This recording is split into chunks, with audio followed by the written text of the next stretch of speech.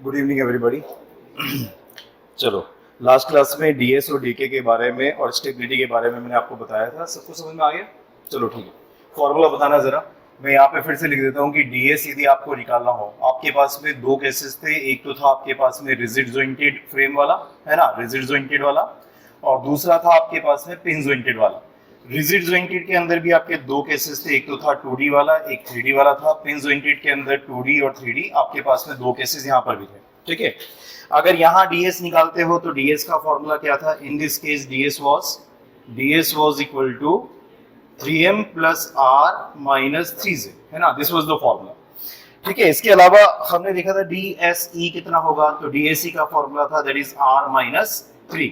और डीएसआई कैसे निकालते हो? आप डिफरेंस ले लो। डीएसआई कभी भी निकालना हो तो डीएस में टोटल में से डीएसई को आप घटा दोगे तो डीएसआई मिल जाएगा। 3D के अंदर फॉर्मूला क्या था? 3D का फॉर्मूला था ds was equal to 6m plus r minus 6j, है ना। तो फिर छोटे छोटे क्वेश्चंस आते हैं 3D में रिजिड जॉइंटेड फ्रेम के अंदर। 3D में रिजिड जॉइंटेड फ्रेम के अंदर हर एक मेंबर के पास कितने अननोन्स होते हैं? How many unknowns are there या how many forces are there when you cut the member in the 3D rigid jointed frame?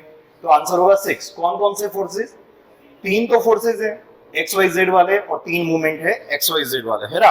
ऐसे छोटे छोटे क्वेश्चन बहुत सारे बन जाएंगे। हर एक जॉइंट पर कितनी कंडीशन ऑफ इक्विलिब्रियम लिख सकते हो? किसमें? अगर आपसे क्वेश्चन पूछे रिजिड 3D के अंदर हर एक जॉइंट पर कितनी कंडीशन ऑफ इक्विलिब्रियम लिख सकते हैं, तो आंसर है 6, है ना।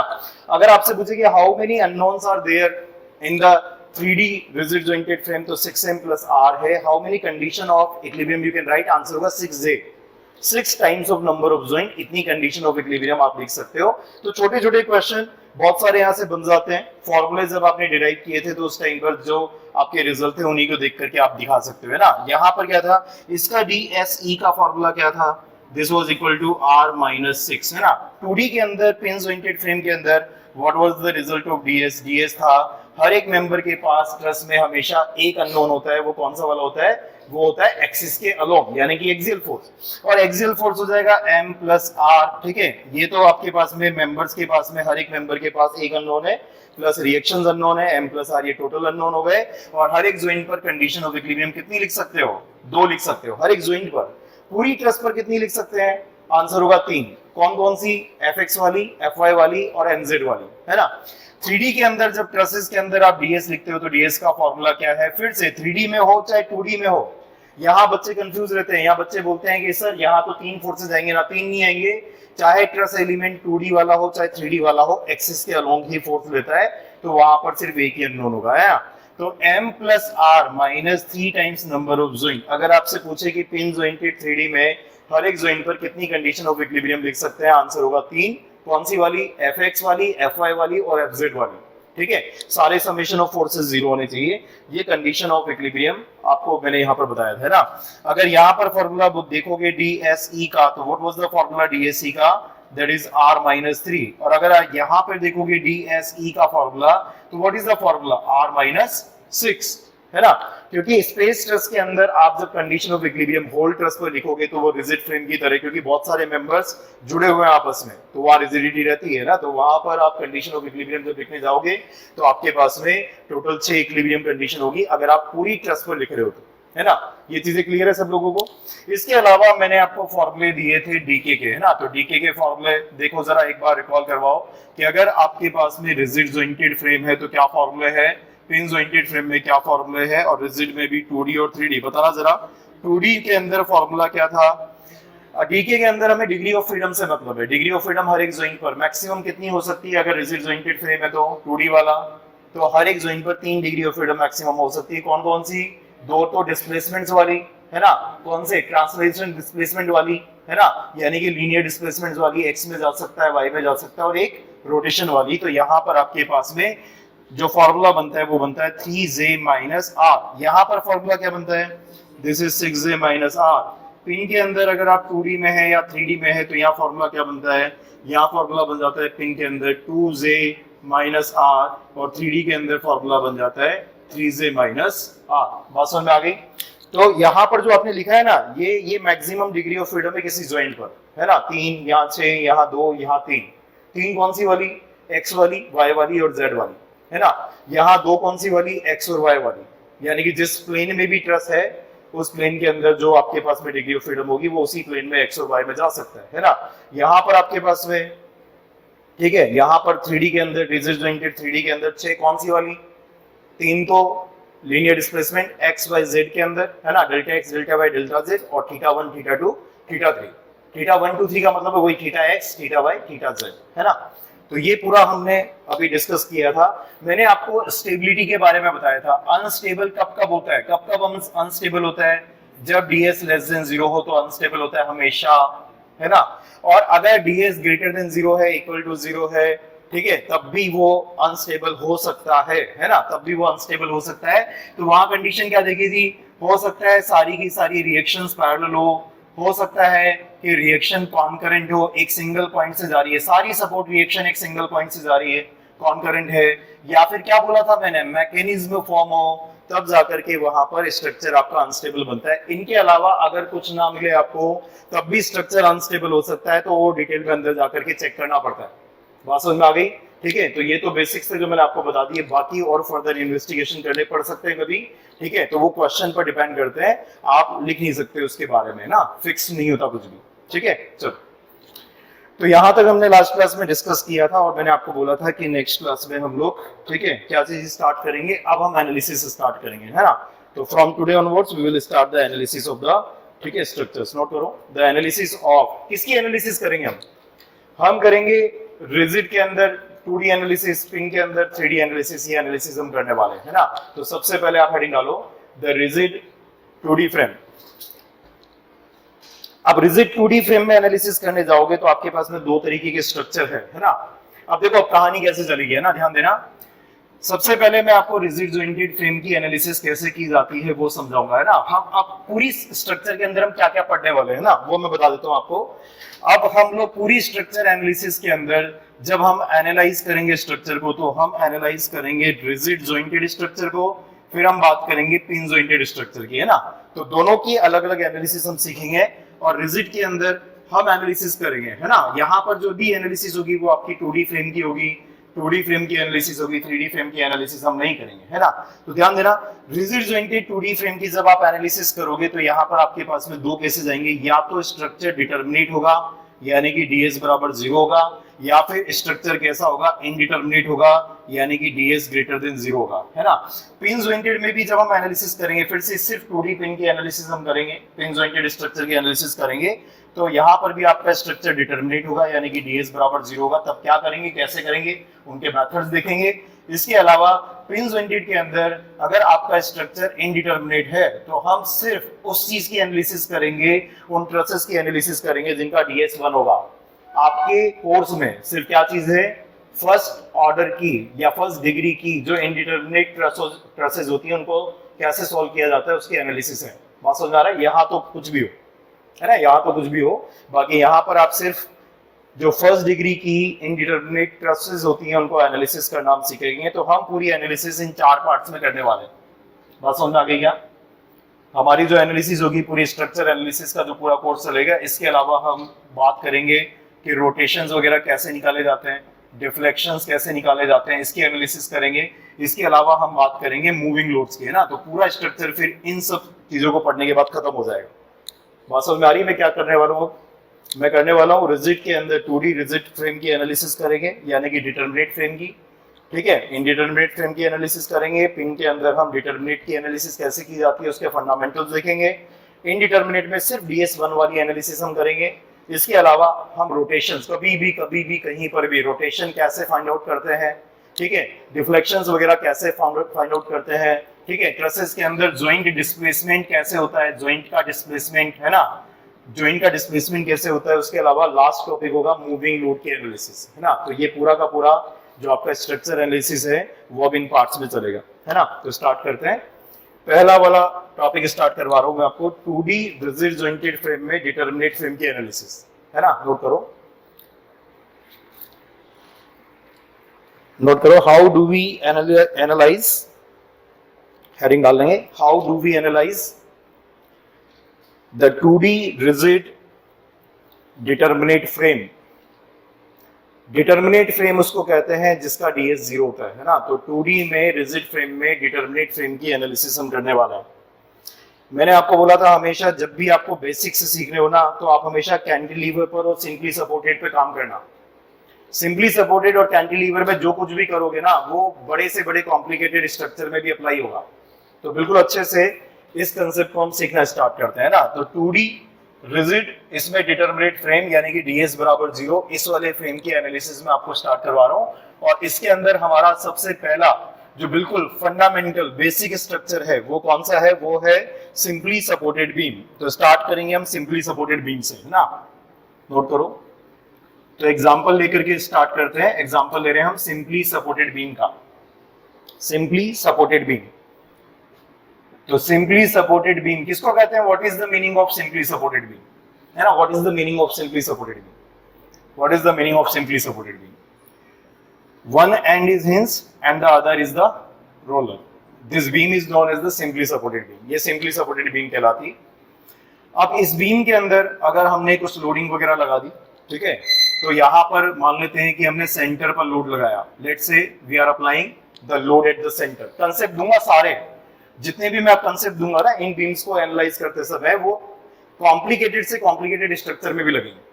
तो आपको स्ट्रक्चर एनालिसिस को अगर समझना है ना, तो सिंपली सपोर्टेड में बेसिक्स को समझो, कैंटिलीवर में बेसिक्स को समझो और वो अप्लाई कर दो बेसिक्स हर जगह, ठीक है, काम बन जाएगा आपका। चलो, तो सिंपली सपोर्टेड बीम की एनालिसिस का what is the meaning of analysis?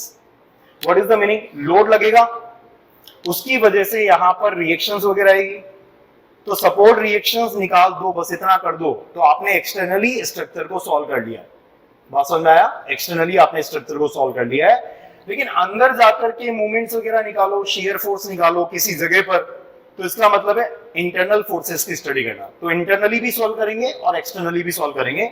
सबसे पहले सिंपली सपोर्टेड बीम का डीएस 0 होता है, सब लोग जानते हैं, है ना। डिटर्मिनेट स्ट्रक्चर है simply supported beam, is a statically determinate structure. Kinematically अगर देखें तो काइनेमेटिक इंडिटरमिनेसी कितनी होती है? दैट इज 3, है ना। इस एंड पर डिग्री ऑफ फ्रीडम 1 है, इस एंड पर डिग्री ऑफ फ्रीडम 2 है। तो अगर आप इसका डीएस देखोगे तो वो तो 0 है, और अगर आप इसका डीके देखोगे तो वो कितना है? वो 3 है। देखो, ये डीके बताता है कि अगर आप, मतलब मैं अभी मेथड्स के अंदर नहीं जाऊंगा, डिस्प्लेसमेंट मेथड्स वगैरह यूज करते हैं, है ना, फोर्स मेथड एनालिसिस वगैरह करते हैं। तो बेसिकली डीएस 0 चल रहा है, आपका डिटर्मिनेट स्ट्रक्चर चल रहा है।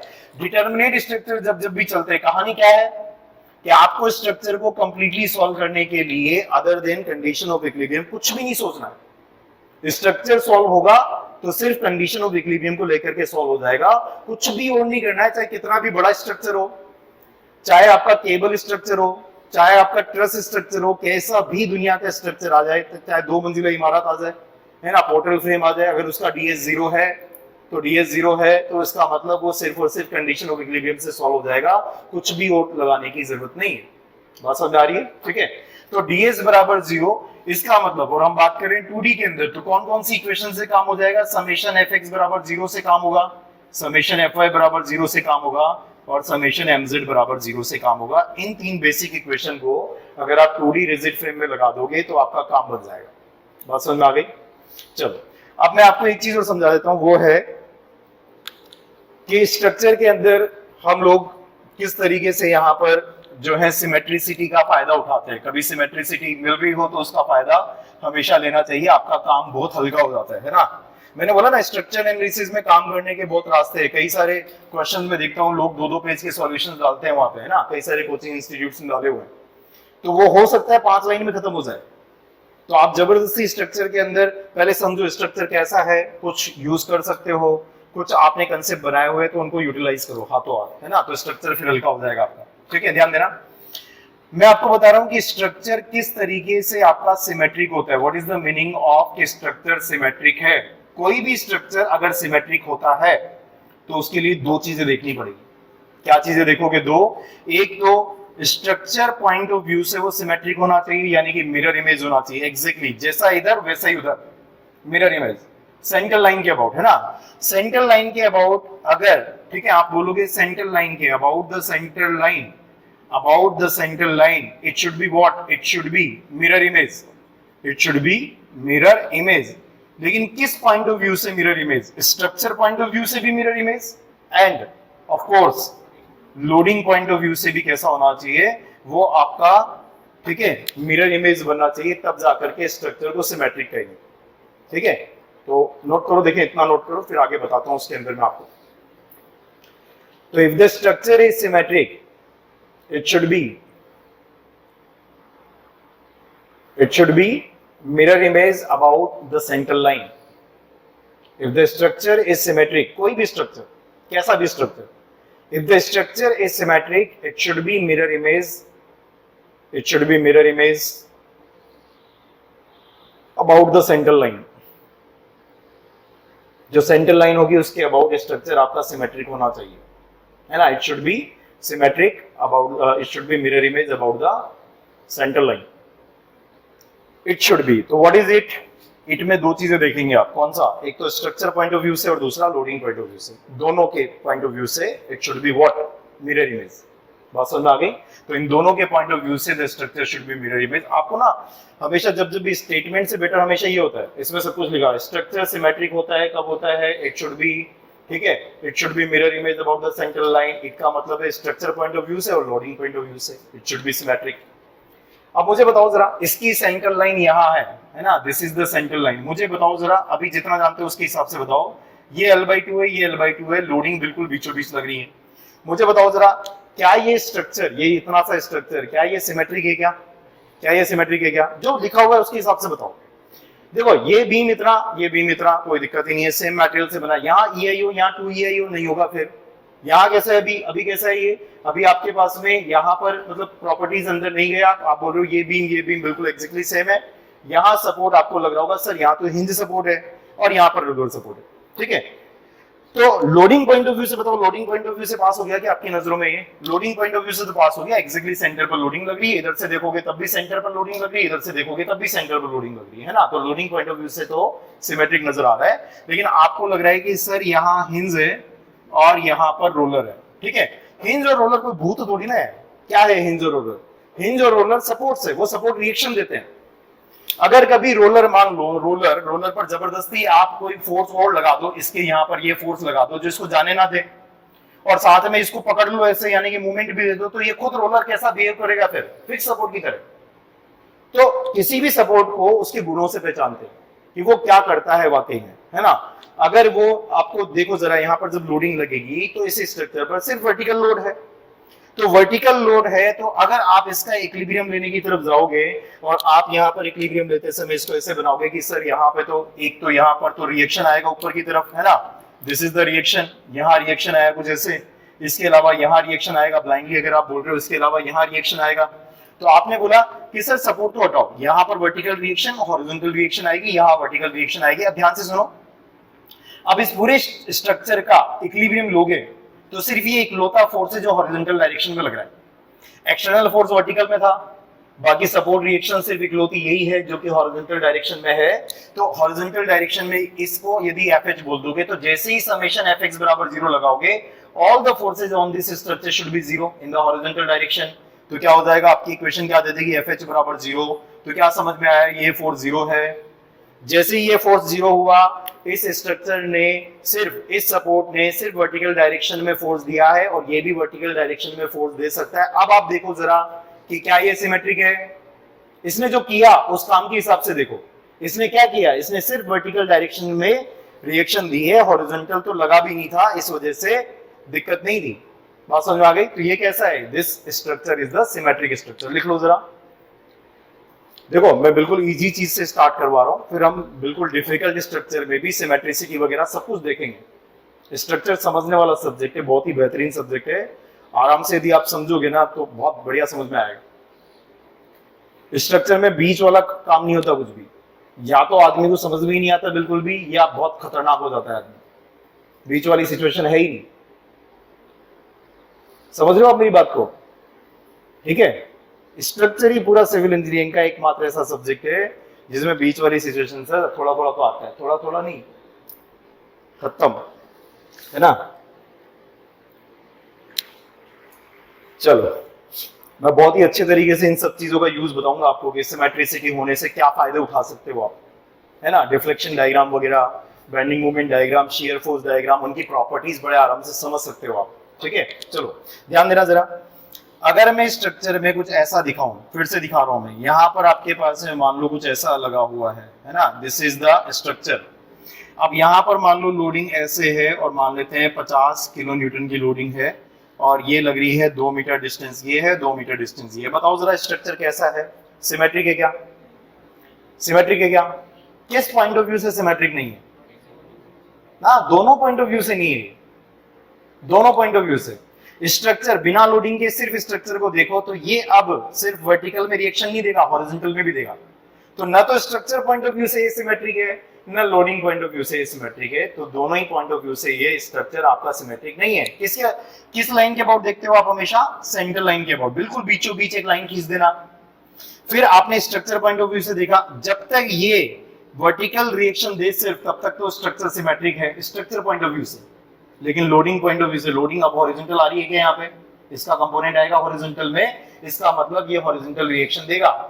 तो this is a non symmetric, unsymmetric structure है ना, नॉन सिमेट्रिक बोल दो। This structure is not a symmetric structure, है ना, this structure is not a symmetric structure. बात समझ आ गई क्या? अगर 50 किलो न्यूटन का लोड, अब मैं ऐसे लगा दूं, बताना जरा, 50 किलो न्यूटन का लोड अब कैसा है, और यहां पर एंगल लिख देता हूं, दिस इज θ1, दिस इज θ2, बताना जरा अब सिमेट्रिक है क्या? अभी भी नहीं है, क्योंकि नेट कंपोनेंट मिलेगा हॉरिजॉन्टल डायरेक्शन में, है ना। यहां से ये 50 cos θ1 देगा इस तरफ, ये देगा 50 cos θ2 इस तरफ। θ1 और θ2 जब तक बराबर नहीं होंगे तब तक ये नहीं हो पाएगा। मान लो थीटा लिखा हुआ है, अब बताओ जरा क्या ये सिमेट्रिक है क्या? क्या ये सिमेट्रिक है क्या? क्योंकि यहां पर इन दोनों फोर्सेस को मिलाकर के सिर्फ वर्टिकल कंपोनेंट ही आएगा, हॉरिजॉन्टल तो बैलेंस हो जाएंगे। तो स्ट्रक्चर पर लोड अगर ऐसा लग रहा है तो आप मिरर इमेज भी देख सकते हो। देखो यहां पर अगर एक मिरर माने इसको, तो इस लोड की मिरर इमेज यहां नजर आ रही है, नजर आ रही है ना। और क्या ये वाला जो सपोर्ट है सिर्फ वर्टिकल डायरेक्शन में ही रिएक्शन देगा क्या?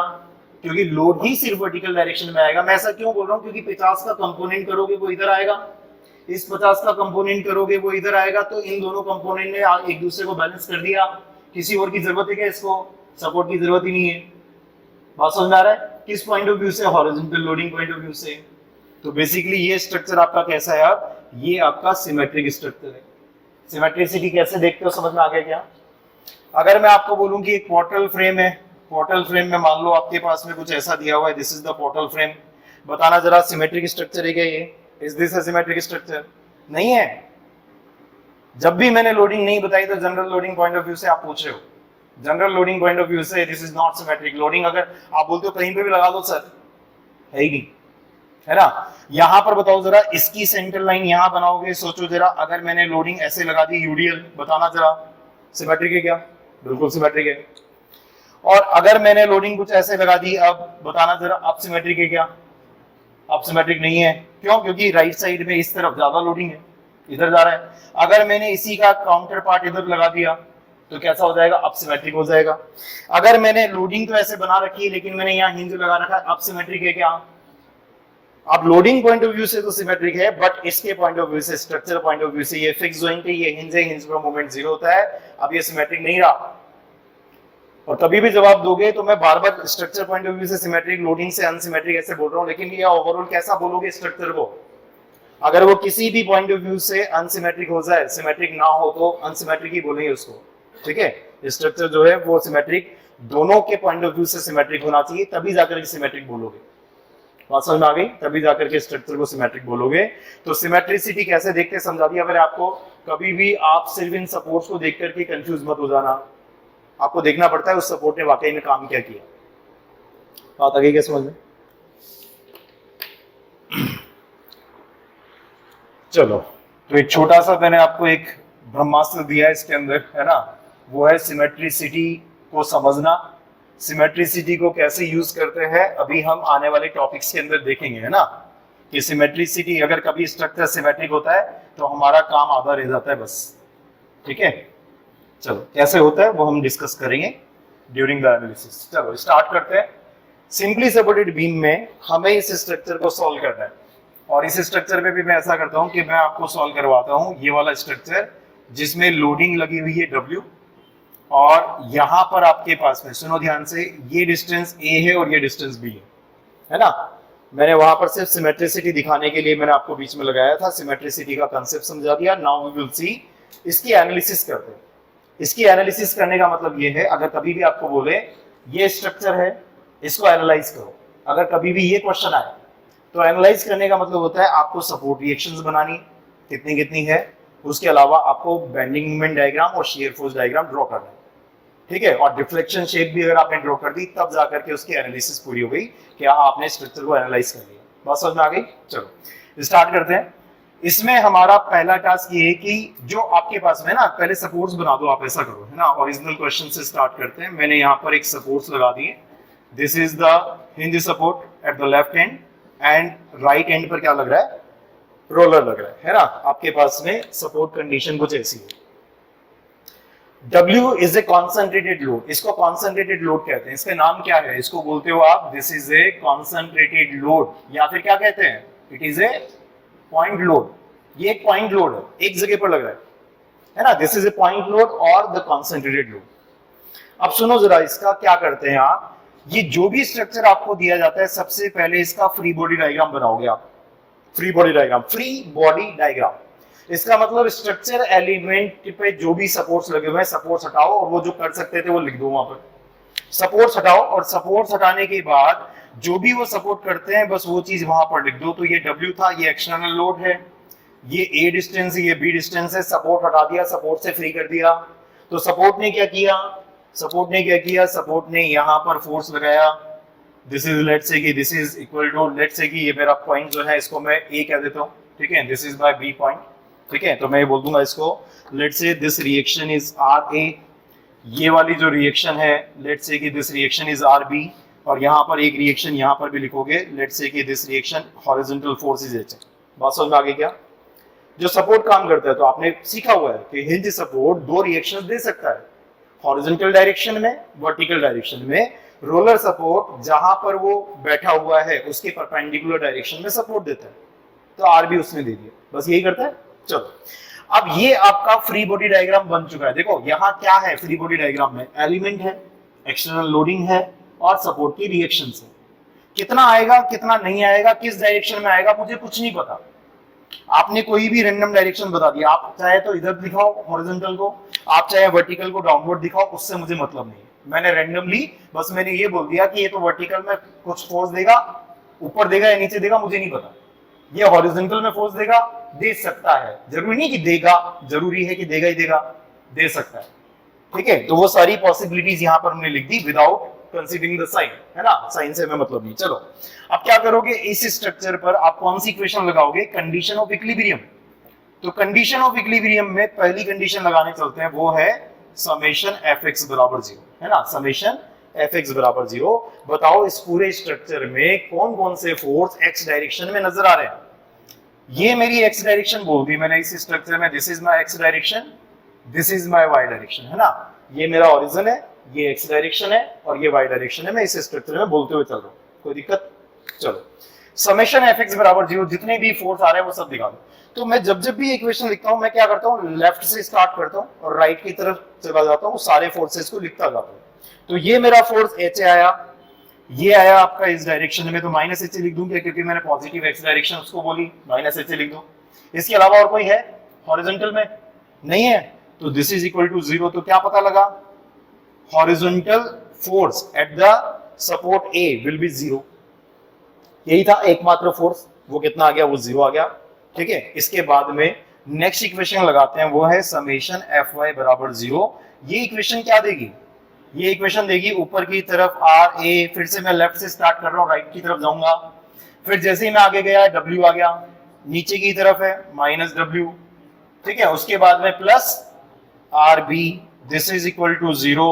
तो यहां से आ गया RA प्लस RB बराबर W। देखो मैं बोल रहा हूं आपको भले ही ये बिल्कुल ऑब्वियस लगे, लेकिन अगर आपको स्ट्रक्चर को सीखनी है तो इन बेसिक कंसेप्ट को सीख लो। मैं बता रहा हूं 50-60% काम आपका हो गया पूरा, 50 to 60% पार्ट।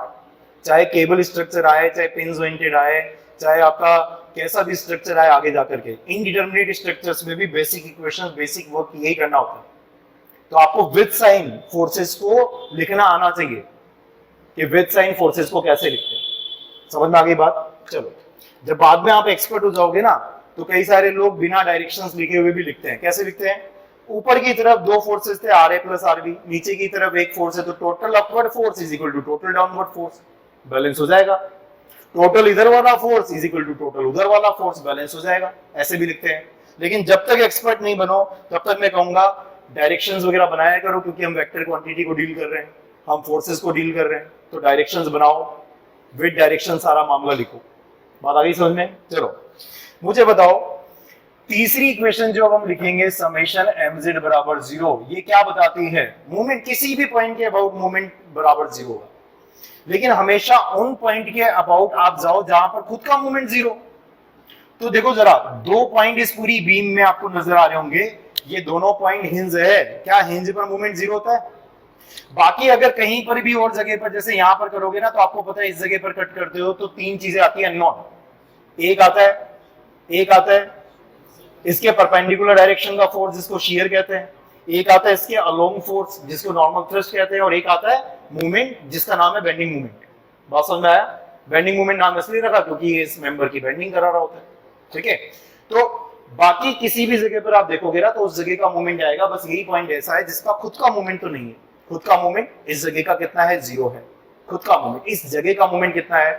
0 है ना? अब इस इक्वेशन को कैसे लिखोगे? मैं इस पॉइंट के अबाउट हमेशा उस पॉइंट को आप सेलेक्ट करके लाओ जहां से मैक्सिमम रिएक्शन जारी हो, बेटर ये होगा। तो उसका फायदा क्या होगा? इस पॉइंट के अबाउट इन दोनों फोर्सेस का मूवमेंट भी 0 हो गया। तो देखो जरा, समेशन mz बराबर 0 मैं कैसे लिखता हूं, आप लोग भी ऐसे ही करोगे ना। इस पॉइंट के अबाउट मूवमेंट इक्वल्स टू 0 लिखने वाले हैं पूरे स्ट्रक्चर का।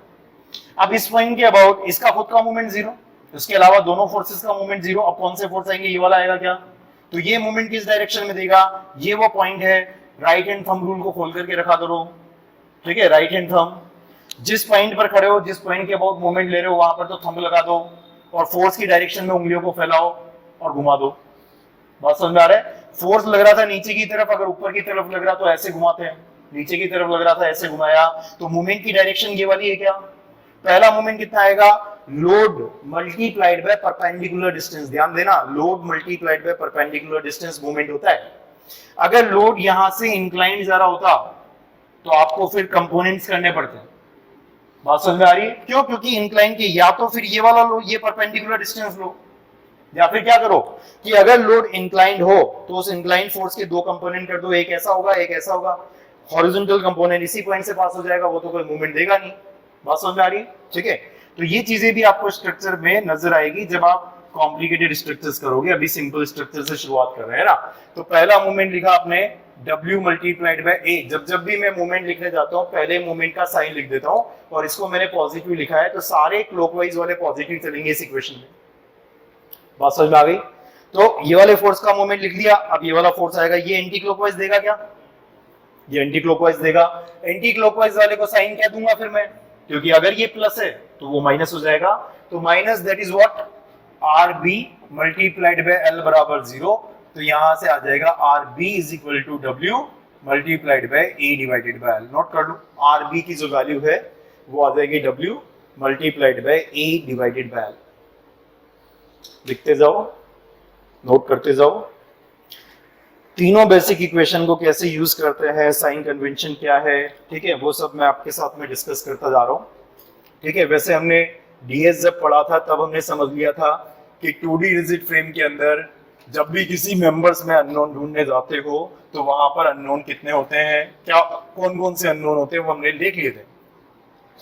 लेकिन फिर भी एक बार यहाँ पर एक बार वापस लिस्ट कर लेते हैं कि जब भी किसी 2D रिजिड फ्रेम में जब आप अननोन देखने जाओगे तो नॉर्मल थ्रस्ट अननोन होता है, उसके अलावा शियर अननोन होता है, और उसके अलावा बेंडिंग मोमेंट अननोन होता है। और इनका साइन कन्वेंशन भी आप लिख लो, है ना। इनका साइन कन्वेंशन क्या है, ठीक है, इसी के हिसाब से ग्राफ बनेंगे अभी। तो इनका साइन कन्वेंशन क्या है?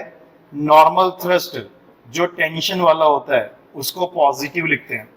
ठीक है, नॉर्मल थ्रस्ट अगर टेंशन फोर्स मिल रहा है तो उसको पॉजिटिव लिखते हैं। शियर की अगर बात करें, है ना, शियर की अगर बात करें तो दो तरीके से यहां पर बात की जाएगी ना, ध्यान देना जरा। आपके पास में यदि ये वाला एंड है ठीक है, जैसे मैंने बीच में से इसको काटा तो V शेयर नीचे तो V ऊपर हो जाएगी, इक्वल एंड अपोजिट क्योंकि इंटरनल फोर्सेस हैं। नॉर्मल थ्रस्ट अगर इस तरफ था तो इधर नॉर्मल थ्रस्ट इधर हो जाएगा, बेंडिंग मोमेंट आपका, ठीक है, ये था आपका एंटी क्लॉकवाइज तो इधर क्लॉकवाइज हो जाएगा। सारे लोग ध्यान देना, नॉर्मल थ्रस्ट के लिए टेंशन का जो साइन कन्वेंशन है वो कैसा है, पॉजिटिव है। शियर के लिए लिखो, शियर का जो साइन कन्वेंशन है पूरा लिख लेना इसको, शियर फोर्स है ये, और ये है नॉर्मल थ्रस्ट। तो नॉर्मल थ्रस्ट तो टेंशन अगर है तो पॉजिटिव लिखते हैं। शियर के लिए आप बोलोगे ये वाला देखो आप जरा किस जगह पर, किस एंड पर हम यहाँ पर रिएक्शन देख रहे हैं। देखो मेंबर इस तरफ है, ये मेंबर है, तो मेंबर का कौन सा एंड बोल रहा हूं मैं, कौन सा एंड, राइट एंड। और यहाँ अगर मेंबर मैंने ऐसे दिखाया है तो मेंबर का कौन सा एंड है, ये लेफ्ट एंड है ना, तो this is the left end of the member, और यहाँ इक्विलिब्रियम देख रहे हैं राइट एंड पर। तो ध्यान देना, शियर का साइन कन्वेंशन क्या कहता है, शियर का साइन कन्वेंशन कहता है एट द राइट एंड, ठीक है, एट द राइट एंड जो शियर है डाउनवर्ड वाली, ठीक है, the downward shear is positive, ठीक है, the downward shear is positive. लिख लो जरा, शियर का जो साइन कन्वेंशन है वो ये कहता है कि अगर राइट एंड है मेंबर के, अगर राइट एंड पर हो आप, ये मेंबर है, मेंबर के अगर राइट एंड पर हो तो डाउनवर्ड फोर्स को कैसा बोलोगे, पॉजिटिव बोलोगे। और इसी तरीके से अगर आप लेफ्ट एंड पर हो तो इसको कैसा बोलोगे, पॉजिटिव बोलोगे। तो नोट कर लो, एट द लेफ्ट एंड, ठीक है, एट द लेफ्ट एंड, ठीक है, the upward shear is positive.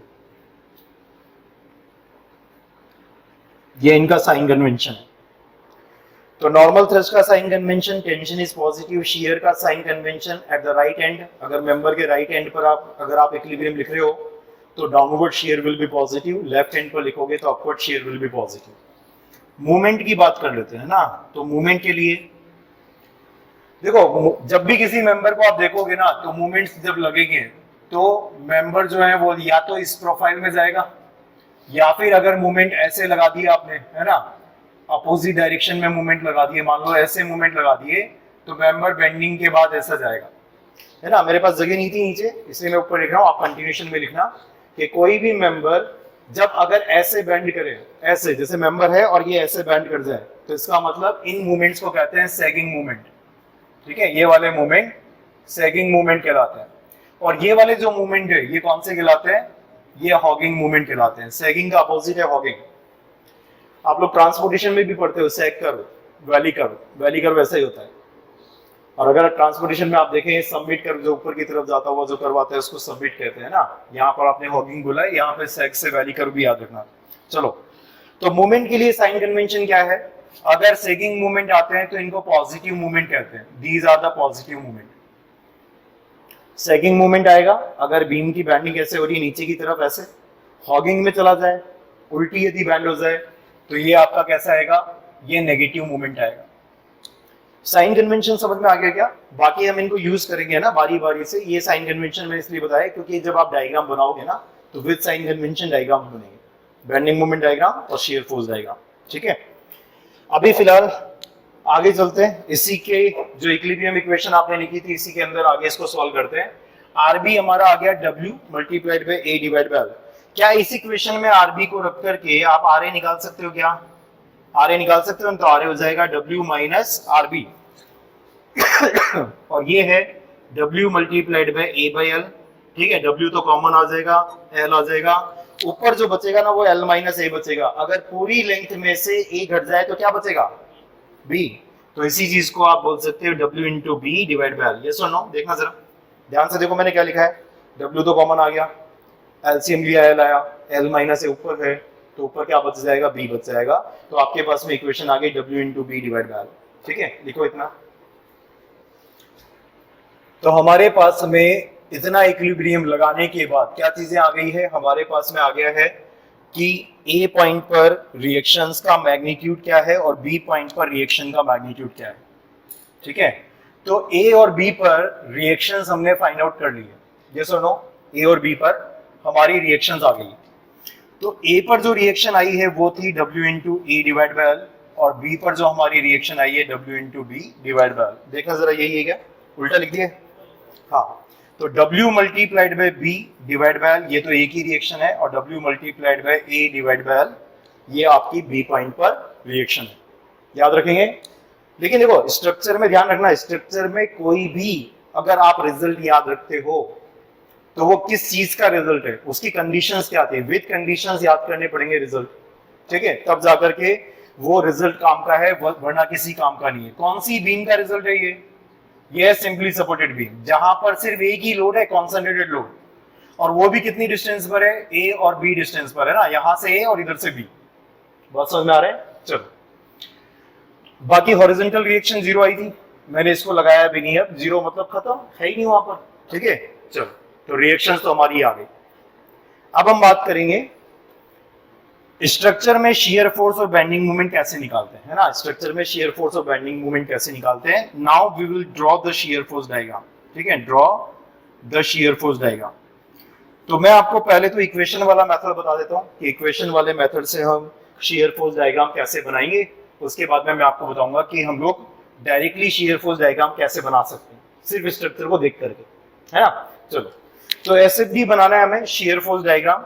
इसका साइन कन्वेंशन हमने देख लिया, क्या था साइन कन्वेंशन, शियर का साइन कन्वेंशन क्या था, अगर आप इस एंड पर हो तो अपवर्ड शियर पॉजिटिव है, अगर आप उस एंड पर हो तो डाउनवर्ड शियर पॉजिटिव है, यही था क्या, ये शियर का साइन कन्वेंशन था। इस साइड में तो अपवर्ड, देखो मैं ऐसे याद रखता हूं, क्लॉकवाइज घुमाने वाला पॉजिटिव शियर होता है, क्लॉकवाइज घुमाने वाला पॉजिटिव शियर होता है। ये देखो ना, मेंबर अगर ऐसे, ये दोनों फोर्स कैसे घुमाएंगे, इस मेंबर को ऐसे ऐसे घुमाएंगे तो घड़ी की दिशा में घूम रहा है, ठीक है, तो लेफ्ट हैंड पर ऊपर की तरफ, राइट हैंड पर नीचे की तरफ, ये शियर फोर्स का साइन कन्वेंशन है ना। चलो देखो ध्यान देना, अब स्ट्रक्चर में एनालिसिस हमारी कहां तक की एनालिसिस कंप्लीट हो गई है कि हमने एक्सटर्नली इस स्ट्रक्चर को सॉल्व कर लिया है, एक्सटर्नल सपोर्ट रिएक्शंस हमने जितनी भी थी वो निकाल ली है। शियर फोर्स डायग्राम बनाना या नॉर्मल थ्रस्ट डायग्राम बनाना या फिर बेंडिंग मोमेंट डायग्राम बनाने का मतलब ये है कि अब हम इंटरनली इस स्ट्रक्चर को सॉल्व कर रहे हैं। बात समझ में आ रही है? तो इंटरनली यदि स्ट्रक्चर को सॉल्व करने जाएंगे तो हमें यहाँ पर, ठीक है, हमें यहाँ पर क्या लेना पड़ता है, सेक्शन लेना पड़ता है, क्योंकि जब तक काटोगे नहीं तब इंटरनली पता कैसे चलेगा कि कितना फोर्स लग रहा है। एग्जैक्टली नहीं काटना होता है, एनालिसिस करने के लिए काट रहे हैं, है ना। तो एनालिसिस करने के लिए यदि हमने एक्स डिस्टेंस पर जाकर के एक सेक्शन लिया तो यहाँ पर देखो, यहाँ पर ध्यान देना, हमारा जो एक्स चल रहा है वो भी कहां से कहां तक चल रहा है, जीरो से लेकर के ए तक चल रहा है। देखो जरा, क्योंकि जैसे ही हमारा ये सेक्शन लोड के इस तरफ आएगा तो हमें उस सेक्शन पर लोड को दिखाना पड़ेगा। सुन रहे हो मेरी बात को ध्यान से, मैं क्या कह रहा हूं कि मैं एक्स एक वेरिएबल ले रहा हूं और वो वेरिएबल की कंडीशन क्या है कि वो जीरो से ए तक जा रहा है, आगे नहीं जा रहा हूं। क्यों नहीं जा रहा हूं? क्योंकि अगर मैं आगे चला गया सेक्शन काटते काटते तो जब मैं सेक्शन दिखाऊंगा तो मुझे लोड भी दिखाना पड़ेगा। तो अभी मैं कहां तक की एनालिसिस कर रहा हूं, सिर्फ जीरो से लेकर के ए तक की एनालिसिस कर रहा हूं। यहां पर आपके पास में जो फोर्स है ये कितना है, this is W B divide by, ये तो फोर्स था स्ट्रक्चर के ऊपर, सपोर्ट रिएक्शन है। इसके अलावा मुझे बताओ, अगर x 0 टू a तक है तो कोई और फोर्स है क्या बीच में? कहीं कोई फोर्स नहीं है, तो मत लगाओ। जहां पर आपने सेक्शन कट किया है उसका FBD बना रहे हो, तो जहां पे कट किया है वहां के फोर्सेस तो आएंगे। तो वो कितने होते हैं 2D फ्रेम के अंदर? वो होते हैं आपके पास में नॉर्मल थ्रस्ट एंड वो होता है आपके पास में शियर फोर्स V, है ना। तो शियर फोर्स V हो गया, उसके अलावा होता है बेंडिंग मोमेंट M। ध्यान से देख लो, मैंने अननोन जब भी लूंगा मैं पूरी स्ट्रक्चर के अंदर, जब भी मैं कभी भी अननोन यहां पर लूंगा वो उनके पॉजिटिव साइन कन्वेंशन के हिसाब से लूंगा, क्योंकि मैंने आपको ये जो स्ट्रक्चर का इतना सा पार्ट दिखाया है उसके मैं राइट एंड पर खड़ा हूं, राइट एंड पर डाउनवर्ड शियर पॉजिटिव होता है, उसके अलावा नॉर्मल थ्रस्ट टेंशन वाला पॉजिटिव होता है, बेंडिंग मोमेंट सेगिंग वाला पॉजिटिव होता है। तो विद साइन कन्वेंशन में इनको हमेशा ड्रॉ करूंगा।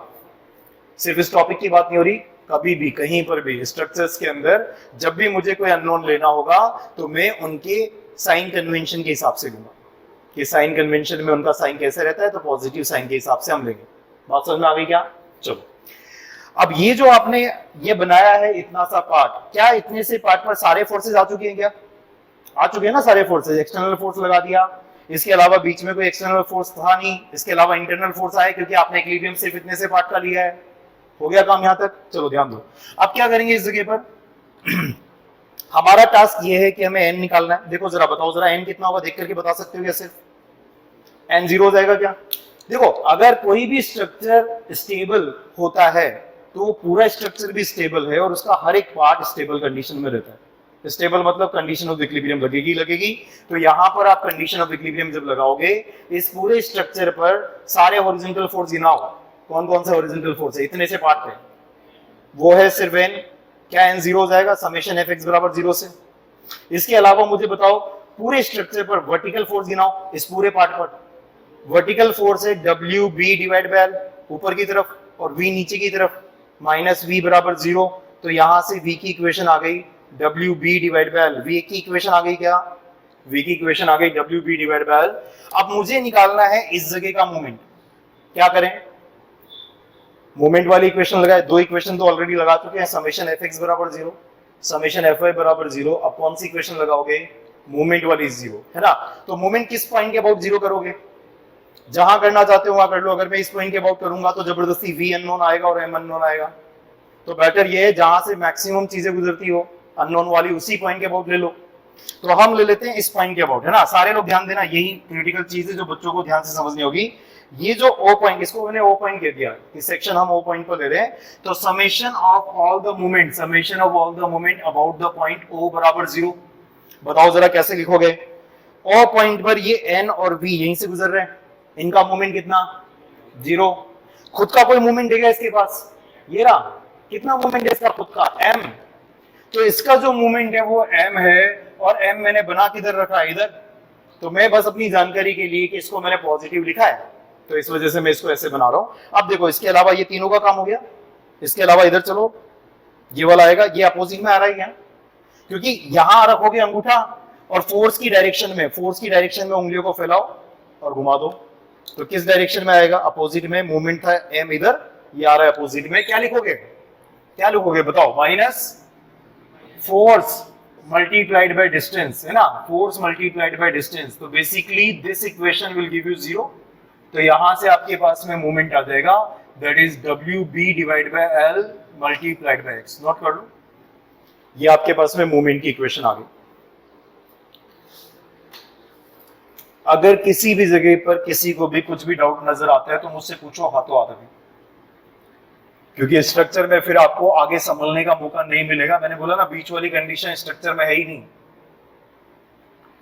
और एसएससी मेंस के अंदर तो स्ट्रक्चर के अच्छे खासे क्वेश्चंस आते थे आपके, ठीक है, 2-3 क्वेश्चन भी पूछ लेता था, बात समझ में आ रही है, ठीक है। तो मेंस में वापस से आपका कंट्रीब्यूशन ज्यादा रहेगा स्ट्रक्चर से। प्री में तो वही आता है, सिंपली सपोर्टेड बीम पर मैक्सिमम मूवमेंट कहाँ आता है, कैंटिलीवर में कहाँ आता है, कितना आता है, तो बच्चे ज्यादा तवज्जो देते नहीं है इसको, लेकिन अब देखना जरा इसकी वैल्यू एकदम से कितनी बढ़ेगी, अच्छी वैल्यू हो जाएगी इसकी।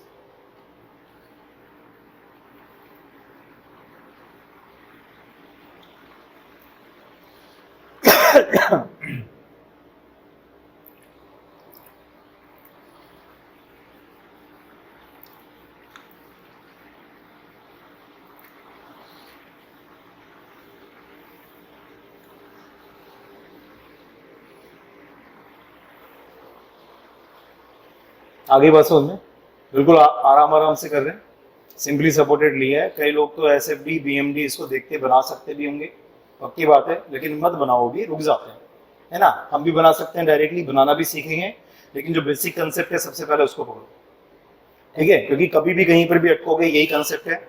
इक्वेशंस वगैरह मैं आपको बता रहा हूँ, कंडीशन ऑफ इक्विलिब्रियम को अप्लाई कैसे करते हैं, पूरे स्ट्रक्चर पर अप्लाई करके देख लिया हमने, सपोर्ट रिएक्शन निकल गई, और अंदर यदि अप्लाई करते हो यानी कि सेक्शन कट करके फ्री बॉडी डायग्राम बना करके वही सेम तरीके से अप्लाई कर लिया।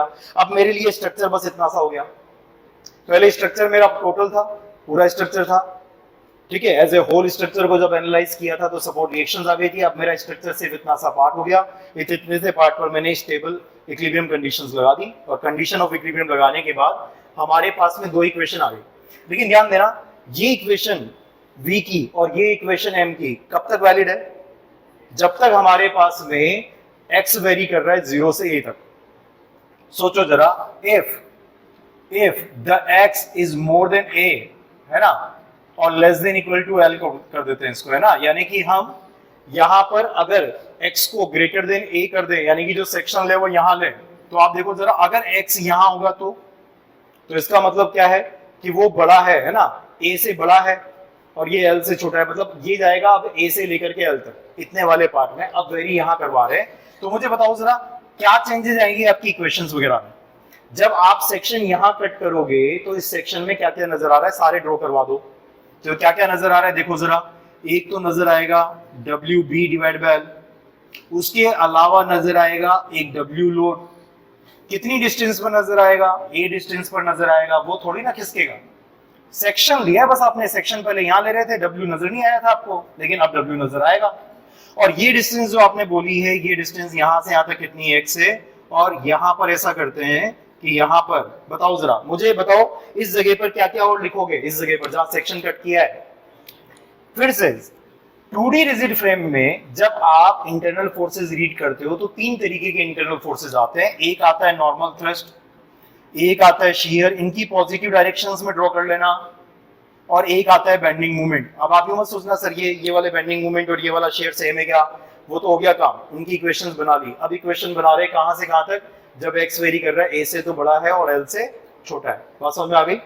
अब इधर आप जब इक्विलिब्रियम कंडीशंस लगाओगे, बताना जरा समेशन fx बराबर 0 से क्या मिलेगा, समेशन fx बराबर 0। इस पूरे स्ट्रक्चर में सारे हॉरिजॉन्टल फोर्सेस गिनो कहां कहां आ रहे हैं, सिर्फ n। तो यहां पर क्या मिल जाएगा आपको, n बराबर 0 मिल जाएगा। दूसरा बताओ जरा, अब थोड़ा सा जल्दी काम करना शुरू करो क्योंकि स्ट्रक्चर में भागेंगे हम थोड़ी टाइम में, तो अब भागो। मैं सीधा सीधा बार बार ऐसे नहीं लिखूंगा इक्वेशन को, मुझे डायरेक्टली बता सकते हो क्या। एक तो है w by B, W B by L ऊपर की तरफ, ये दोनों नीचे की तरफ, निकालना मुझे v है। तो बताओ v क्या बन जाएगा, अगर आप v की इक्वेशन देखोगे तो वो बन जाएगी डब्ल्यू बी बाई एल में से w माइनस हो जाएगा। देखो जरा v की इक्वेशन ये बन गई क्या, बन गई क्या।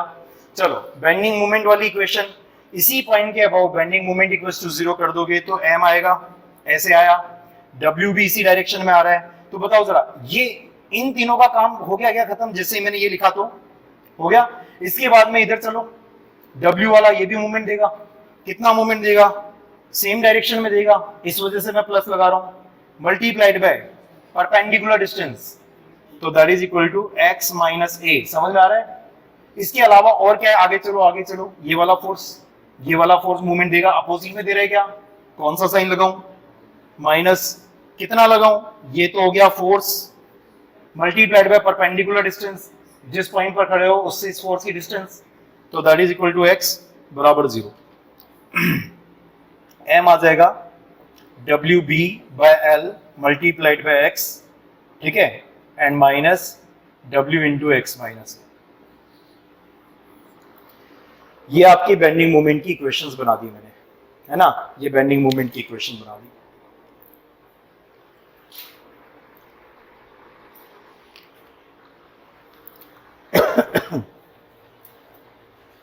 हेलो, आराम से चलो, इक्वेशंस को अप्लाई करना सीखो, क्योंकि आपने कहीं पर भी कोई भी साइन की भी अगर गलती कर दी ना तो स्ट्रक्चर में क्वेश्चन गलत हो जाते हैं। बच्चों की मैक्सिमम टाइम पर यही दिक्कत होती है, साइन कन्वेंशन क्लियर नहीं होता है, प्लस कब लेना है माइनस कब लेना है ये क्लियर नहीं होता है, बाकी स्ट्रक्चर में कुछ है ही नहीं, कुछ भी नहीं है, घुमा भी नहीं सकते स्ट्रक्चर में। स्ट्रक्चर ये रहा आपके सामने, निकालो, बेंडिंग मोमेंट निकालो, शेयर फोर्स निकालो, क्या घुमाएगा, कुछ नहीं घुमाएगा, है ना, डायरेक्ट क्वेश्चन। बात आ गई समझ में। चलो अब क्या करेंगे हम, इक्वेशंस हमारे पास में रेडी है, पूरे स्पैन पे इक्वेशन निकाली, यानी पूरे स्ट्रक्चर पर इक्वेशन हम निकाल चुके हैं, बेंडिंग मूवमेंट की भी शेयर फोर्स की। अब दोनों डायग्राम बन जाएंगे क्या, जब इक्वेशन रेडी होती है तो डायग्राम बन जाते हैं। चलो अब दोनों डायग्राम बना के हम यहाँ पर देखेंगे। तो मेरे पास में यहाँ पर जगह नहीं है, तो मैं ऐसा करता हूँ, इनको मैं हटा देता हूँ, इसके रिजल्ट मेरे को बता देना आप, है ना, जो भी रिजल्ट आए थे वो आप मुझे बता देना।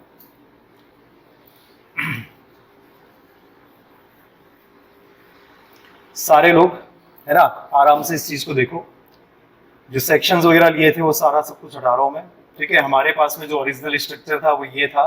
अब हम बनाएंगे इसका शेयर फोर्स डायग्राम, है ना, we will draw the shear force diagram.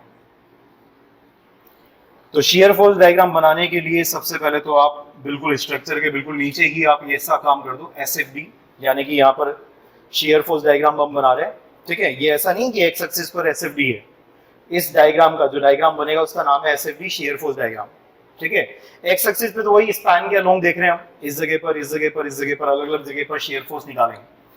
तो शेयर फोर्स की इक्वेशन क्या थी आपकी, बताना जरा क्या थी, WB/L थी क्या, ठीक है। इतने वाले पार्ट में जो इक्वेशन थी आपके पास में वो थी V की इक्वेशन थी WB डिवाइड बाय L, ये इक्वेशन थी, है ना। ध्यान देना जरा, अगर शेयर फोर्स की इक्वेशन ये है तो इस जगह का शेयर फोर्स कितना होगा, क्योंकि इक्वेशन 0 to 8 तक वैलिड है और यहाँ पर ये x पर डिपेंड कर ही नहीं रहा है, इसका मतलब कांस्टेंट है क्या, और ये शेयर पॉजिटिव था क्या, पॉजिटिव है ना, साइन क्या था इसके आगे, पॉजिटिव था, पॉजिटिव था, ये जीरो लाइन है, this is the zero line of share, ये जीरो लाइन है, तो जीरो लाइन से इतना ऊपर चले जाओ, कितना मैग्नीट्यूड है ये, this is equal to WB divide by L। और जब आप कहीं पर इस रास्ते में कहीं पर जब इसको प्लॉट करेंगे तो ये वैल्यू आपकी कांस्टेंट चल रही है इसके बीच में, तो यहां से यहां तक शेयर फोर्स आपका कांस्टेंट चलेगा, कहां तक, इस पोजीशन तक, इस पोजीशन तक आपका शेयर फोर्स कांस्टेंट चला। समझ में आगे के बाद, ठीक है, क्योंकि x के रेस्पेक्ट में यहां पर इक्वेशन में कोई वेरिएबल x नजर नहीं आ रहा है, तो वेरिएबल x नजर नहीं आ रहा है, तो जब आप अलोंग द मैग्नीट्यूड देखोगे तो कहीं पर भी इस दौरान कहीं पर भी शेयर इतना है जो कि कांस्टेंट है, नजर आ गया, कांस्टेंट वैल्यू। चलो दूसरी इक्वेशन जो शेयर की बनी थी वो इक्वेशन है आपके पास में, ये दिस इज द इक्वेशन, और ये वैलिड कहां से कहां तक है, ये वैलिड है आपकी बाकी वाले पार्ट में, इतने वाले पार्ट में इक्वेशन आपकी ये लगेगी। तो अगर इस इक्वेशन को लगाएं तो ये बेसिकली आपको क्या दे रही है, ध्यान से देखना, WB divide by L minus W, तो W अगर कॉमन ले लो, मैं तो कहता हूं माइनस W कॉमन ले लो, माइनस W कॉमन ले लिया, है ना, और ये हो जाएगा, अगर यहां पर माइनस W कॉमन लोगे तो this is 1 minus B divide by L, तो minus W multiplied by L minus B is A divide by L, नजर आया क्या, तो minus W A by L, तो WB बाय L से इसी पॉइंट पर जस्ट इधर में यदि आप शेयर देखोगे तो वो हो जाएगा नेगेटिव साइन का WA डिवाइड बाय L, इतना मैग्नीट्यूड, कहां नेगेटिव, जीरो लाइन से नीचे मैग्नीट्यूड जो आ रहा है वो WA डिवाइड बाय L आ रहा है, और ये फिर से x का फंक्शन नहीं है, तो इतने जोन के अंदर ये कांस्टेंट चलेगा क्या, अब ये कांस्टेंट चलेगा, तो बेसिकली शेयर फोर्स डायग्राम आपका ये बनेगा, this is the shear force diagram, note कर लो जरा, इतने पार्ट में तो शेयर पॉजिटिव है और इतने पार्ट में शेयर कैसा है, नेगेटिव है, ठीक है, पॉजिटिव शेयर नेगेटिव शेयर आपने यहां पर बता दी। अगर आपसे ये पूछा जाए, है ना, क्वेश्चन यहां से कौन कौन से बन सकते हैं ना, ध्यान से देखो, क्वेश्चन यहां पर बन सकते हैं जैसे this is the point A, this is the point B, this is the point C, है ना, मुझे बताओ what is the share at the B, what is the share at the B, what is the shear force at B पर shear force कितना है, zero नहीं है, बता नहीं पाओगे, आपको बोलना पड़ेगा सर B के राइट में अलग है और B के लेफ्ट में अलग है, क्योंकि आपको ये ग्राफ जो नजर आ रहा है ना डिसकंटिन्यूअस नजर आ रहा होगा, कहां पर डिसकंटिन्यूअस है, B पर, तो आप कंटिन्यूटी पढ़ते थे मैथ्स के अंदर कि फंक्शन की वैल्यू अगर उस पॉइंट पर डिफाइन नहीं है तो उसके राइट में और लेफ्ट में अलग अलग बताई जाती है, तो आप बोलोगे, ठीक है, आप बोलोगे, क्या बोलोगे इस जगह पर, द शेयर फोर्स, ठीक है, एट B प्लस, ऐसे करके यदि लिखा है तो इसका मतलब क्या है, B से जस्ट उधर, B प्लस का मतलब है B से जस्ट उधर, है ना, हमेशा हमारा जो प्लस होता है वो यही डायरेक्शन होती है, इधर, इधर वाली प्लस इधर वाली माइनस, मैथ्स में भी ये करते हैं, पॉजिटिव x नेगेटिव x, है ना, तो शेयर फोर्स B प्लस यदि आपसे पूछे, और B प्लस को बोलने का तरीका क्या होगा, just to the right of B, what is the shear, just to the right of B, what is the shear, क्या आंसर होगा, that will be, with sign बताना है ना, तो minus WA divide by L, this is the shear, बात समझ में आ गई। और आप यहां पर ये भी बोल पाओगे the shear force just to the left of B, just to the left of B, बोलने का तरीका ये रहेगा उसका, जब भी शेयर आपकी डिसकंटिन्यूअस लोकेशन पर जब भी शेयर पूछेगा तो जस्ट राइट या जस्ट लेफ्ट जरूर बताएगा, है ना, तो जस्ट लेफ्ट में अगर बोलेगा तो वो शेयर है WB डिवाइड बाय L, समझ में आ गई की बात, तो शेयर फोर्स से ये चीज इंपॉर्टेंट थी, इसको समझ लो, है ना। आगे चले, नेक्स्ट देखते हैं, अब हमें बनाना है बेंडिंग मोमेंट डायग्राम, है ना, इसी का बेंडिंग मोमेंट डायग्राम भी बनाते हैं कि what is the bending moment diagram, इसी के लिए अगर बेंडिंग मोमेंट डायग्राम बनाएंगे तो कैसा नजर आएगा। तो बेंडिंग मोमेंट डायग्राम में यहां बना देता हूं अलग से, है ना, मेरे पास में जगह नहीं है, मैं पॉइंट्स आइडेंटिफाई करके आपको बता देता हूं। ये मेरा बीम के अंदर वो A लोकेशन वाला पॉइंट है, ये मेरा जहां पर W लगा हुआ है वो लोकेशन वाला पॉइंट है, दिस इज पॉइंट B, आप तो नीचे बना लो अपनी कॉपी में, बात समझ में आ रही है, इसी के नीचे बना लेना, बिल्कुल जैसे मैंने यहाँ पर बीम पे दिखाया ना, ऐसे बिल्कुल ऐसे कैसे नीचे जाओ, B पर नीचे जाओ और C पर नीचे जाओ, ठीक है। यहाँ पर मैं अलग से दिखा देता हूँ A B, और ये जो लोकेशन है इसको मैं बोल रहा हूँ this is the location C। ध्यान देना, what is the equation, A से B वाले पार्ट के अंदर इतने पार्ट में कौन सी इक्वेशन वैलिड है, ये वाली या वो वाली, वो वाली, W B by L multiplied by X. अब ये एक्स का फंक्शन है और एक्स का कौन सा फंक्शन है, क्या लीनियर है, क्वाड्रेटिक है, कैसा है, लीनियर नजर आ रहा है ना, एक्स की पावर 1 है, लीनियर नजर आ रहा है। तो ये लीनियर फंक्शन है, मतलब स्ट्रेट लाइन आएगा, आपका जो ग्राफ चलेगा वो स्ट्रेट लाइन चलेगा। बताओ ए पॉइंट पर एक्स की कितनी वैल्यू है, 0, क्योंकि एक्स यहीं से स्टार्ट हुआ था, ये ओरिजिन था हमारा, यहीं से हम लेके गए थे एक्स को। तो एक्स बराबर 0 पर बेंडिंग मोमेंट कितना है, बेंडिंग मोमेंट 0 है। क्या हिंज पर बेंडिंग मोमेंट 0 होता है, ये ऑलरेडी जानते भी थे हम, बेंडिंग मोमेंट हिंज पर 0 होता है, इस जगह का बेंडिंग मोमेंट 0 होता है और यहाँ का भी बेंडिंग मोमेंट 0 होता है, इक्वेशन से दिख जाएगा अभी।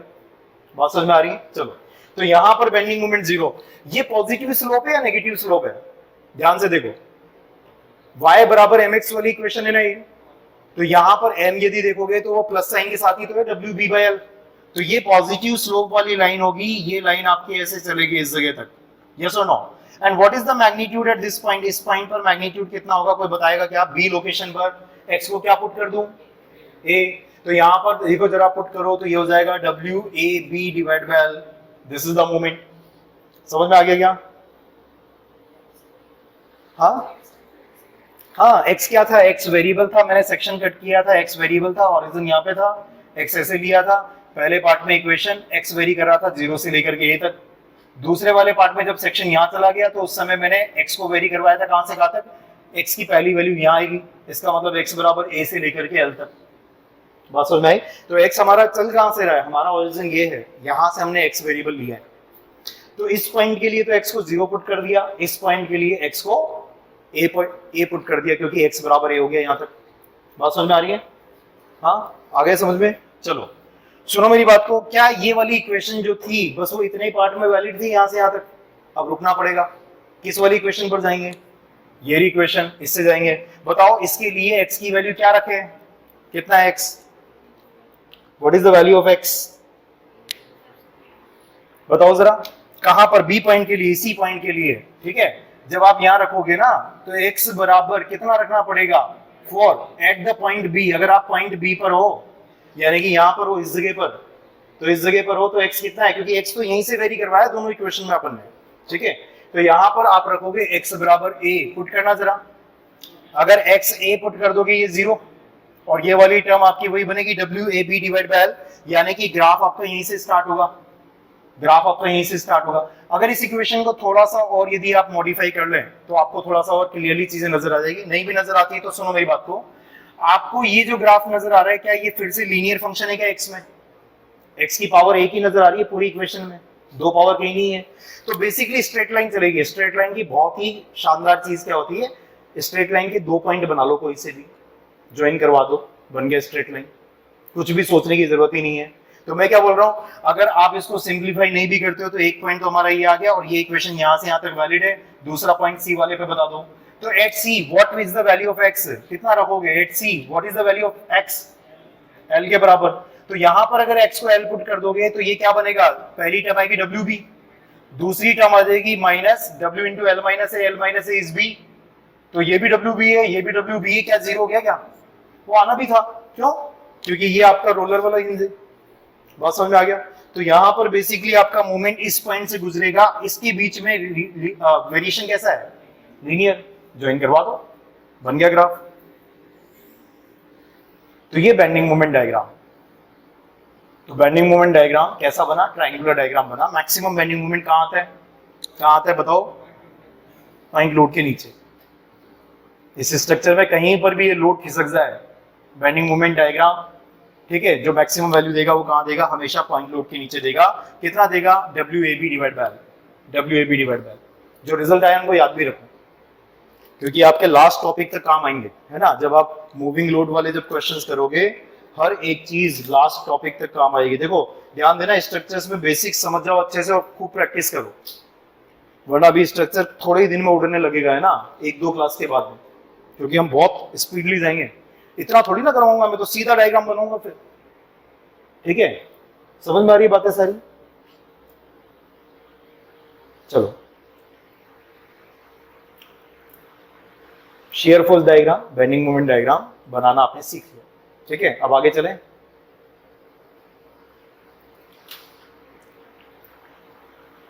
इसी को मैं एक बार वापस से पूरा बनाता हूं, समरीज की ले लेते हैं कि इसमें आपको याद क्या रखना है, कैसे डायग्राम को क्या क्या चीज़ें पूछी जा सकती है, सब कुछ बताता हूँ। उसके बाद में हम इसको मिड में खिसका देंगे, यानी कि ए बराबर बी बराबर एल बाई क्यू कर लेंगे, उसका रिजल्ट भी देख लेंगे, है ना। चलो, अगर लिख लिया हो आपने तो इन सबको हटाऊंगा मैं।